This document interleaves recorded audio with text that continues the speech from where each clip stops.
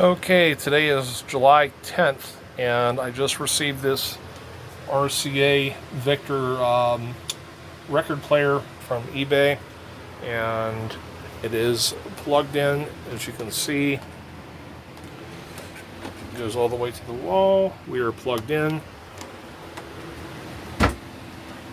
And this was advertised as working in bold italic letters, and we turn it on. And there is nothing.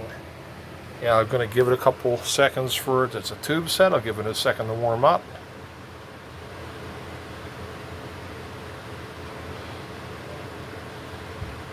And nothing at all.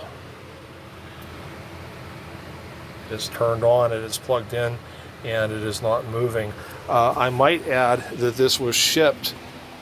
It just came out of this box, which had absolutely no padding whatsoever in it, and I am not a happy camper. This will be going back to the seller.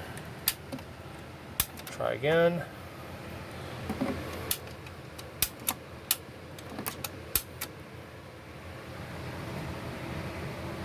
Nothing. So unhappy customer, it's going back.